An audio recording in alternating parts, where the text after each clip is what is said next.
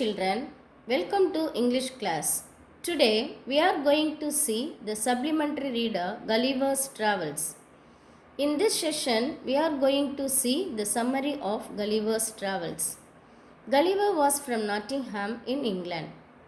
He studied at Cambridge and then became apprenticed to a surgeon in London. He believed that one day he would travel to far off lands. Gulliver worked for 3 years as a ship's doctor.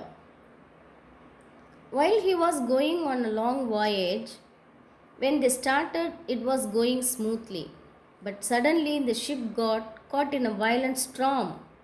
The ship hit a rock and broke completely. So Gulliver and his crew members got into a small boat, but the boat was overturned by a big wave. Among the crew members, Gulliver only reached land because he was a good swimmer. Safely he reached the land.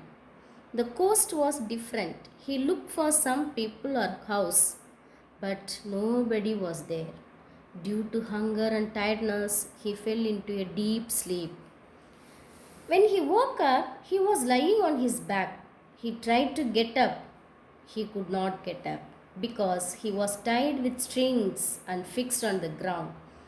When he woke up, he saw the human beings not 6 inches high have bow and arrow in their hands. Gulliver came to know that they were called Lilliputians. He cried out and managed to free himself, but the frightened Lilliputians fired him with very small arrows into his face, hand, and body until he lay down calmly. The Lilliputians made a stage upon which an important person stood and spoke to Gulliver. But Gulliver could not understand their language. Gulliver was really hungry. He could not understand their language. So he asked food with action. First, the Lilliputians got promise from Gulliver, and then they gave baskets of meat and several loaves of bread. But it was not enough for him, as they were very tiny.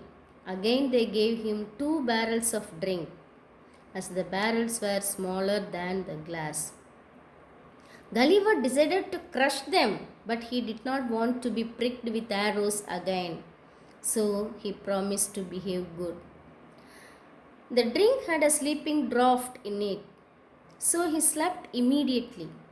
They made a carriage with 22 wheels, and the carriage was drawn by dozens of 4.5-inch horses.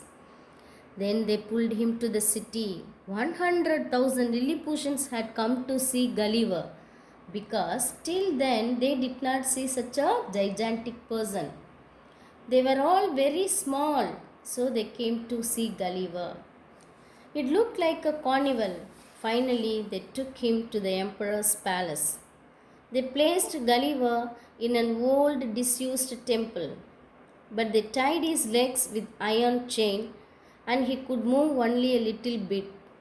After a few weeks, the Lilliputians believed him, so they allowed him to move around Lilliput with the condition. What was the condition?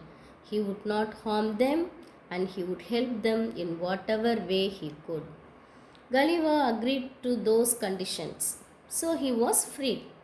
After that, the Lilliputians provided everything to Gulliver. Gulliver also helped them in many ways. In the meantime, the neighboring kingdom of Belfiscu declared war on Lilliput. Belfiscu brought 100 ships to mount an attack. So the Lilliputians expected Gulliver's help. Gulliver helped them. Gulliver walked into the sea with a long rope. He tied all the 100 ships together and pulled them in the water. He pulled the ships the whole day till the Belfiscu was getting tired. At last, the king of Belfiscu requested the Lilliputians for peace. Finally, the emperor agreed. Now, Gulliver became a hero. He lived peacefully in Lilliput for many years. Okay, children? I hope you understood and enjoyed the story. Okay?